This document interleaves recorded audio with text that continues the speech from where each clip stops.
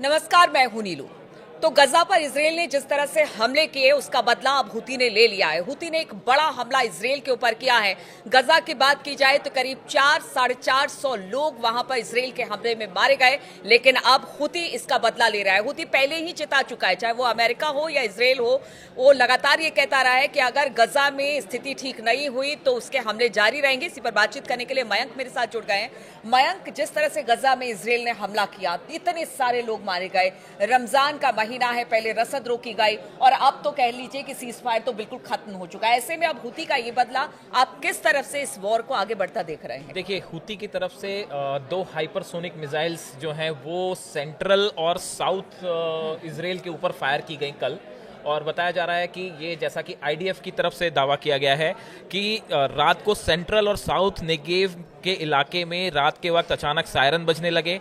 लोग जो हैं वो बंकर्स में चले गए। पूरे साउथ इजराइल में कल पैनिक का माहौल था। अच्छा। और हमले का जैसे ही हाइपरसोनिक मिसाइल्स फायर की गई, इसके बाद जो है अलार्म सिस्टम अलर्ट हो गया और उसके बाद एक बार फिर पूरे इजराइल में खल खौफ का माहौल था। और कहां मिसाइल गिरेगी, किसके ऊपर गिरेगी, किसी को कोई अंदाज नहीं था। हालांकि आईडीएफ की तरफ से ये दावा किया गया है कि दोनों मिसाइल को जो एरो डिफेंस सिस्टम है उसने नाकाम किया, लेकिन हुतियों का दावा है कि मिसाइल जो है वो सही ठिकाने पे गिरी हैं।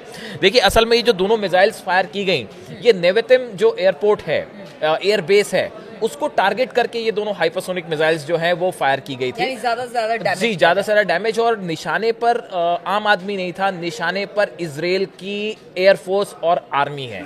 ये बार बार कोशिश की जाती है कि निशाना जो बनाने की कोशिश होती है वो इजराइल के आम आदमियों को नहीं होती, ऐसा हुती और हमास कहते हैं। हमारा टारगेट जो है वो इजराइल की आर्मी है और एयरफोर्स है, उसको लेके ये हमले किए गए थे।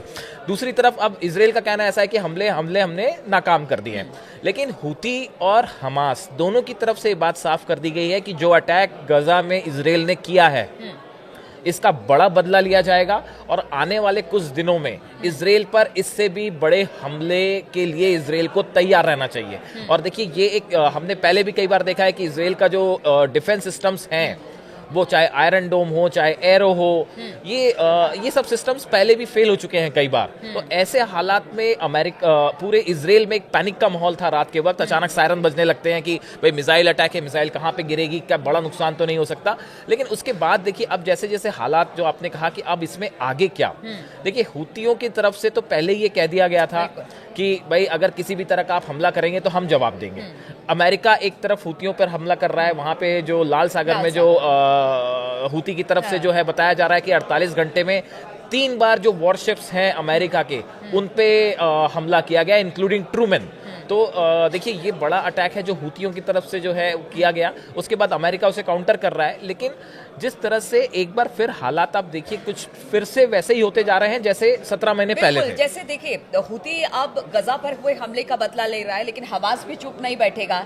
इधर अगर ईरान की बात की जाए तो ईरान भी कहा यह जा रहा है कि वो भी हो सकता है कि अगर ये हमले तेज होते हैं इसराइल की तरफ से या अमेरिका इसमें इन्वॉल्व होता है तो फिर इसमें दखल ईरान का भी हो बिल्कुल सकता 100% होगा। देखिए, ये जो हमला इजराइल ने किया, सीज फायर तोड़ा, देखिए इसकी तैयारी पता चल रहा है कि 1 महीने पहले कर ली गई थी। अब आप देखिए ये कितना एक प्रकार का वो है कि एक तरफ तो नेतन्याहू और इजराइल जो है सीज फायर चल रहा है और आप अंदर ही अंदर एक बड़ी प्लानिंग कर रहे थे बड़े हमले की। ये बात अब साफ हो गई है। सोशल मीडिया में इंटरनेशनल एक्सपर्ट कह रहे हैं कि डबल स्टैंडर्ड जो था एक प्रकार का, कि आप ऊपर से तो सीज फायर दिखा रहे हैं, आप ये चाह रहे थे शायद कि बंधक पूरे रिहा हो जाएं, लेकिन अंदर ही अंदर जो है ये बड़े हमले की तैयारी 1 महीने पहले से इजराइल कर रहा था, जिसकी आशंका पहले से हमास को भी थी, जिसकी आशंका हुतियों को भी थी और जिसकी आशंका जो है ईरान को भी थी। ईरान भी इस बात के लिए तैयार था कि आज नहीं तो कल ये सीज फायर खत्म होना है। अब देखिए, इन हालात में कई चीजें हैं। पहली बात तो बंधकों का क्या होगा।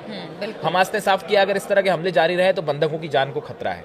बात नंबर 2 ये है कि इजराइल को लेकर एक बार फिर से वही सिचुएशन दिखाई दे रही है कि एक तरफ हुती, हमास जो है इस्लामिक जिहाद जो ऑर्गेनाइजेशंस हैं वो एक बार फिर एकजुट हो रहे हैं। तो ऐसे में किसी भी दिन जो है आप देखिए कि अभी पिछले इजराइल में कई छोटे छोटे हमले हुए और नागरिकों, जो फिलिस्तीन से जुड़े नागरिक हैं, उन्होंने अंदर घुस के हमले किए हैं। तो ऐसा नहीं है कि इजराइल भी पूरी तरह सुरक्षित है। इसको लेके इजराइल की सुरक्षा नेतन्याहू सरकार के लिए एक बड़ी चुनौती है और आने वाले दिनों में इसराइल पर हम देख सकते हैं कि कोई बड़ा हमला हो सकता है। बिल्कुल, तो इसराइल पर बड़ा हमला हो सकता है। हालांकि अमेरिका ये कह रही है कि वो अगर इसराइल पर कोई बड़ा हमला होता है तो वो इसराइल के साथ खड़ी है।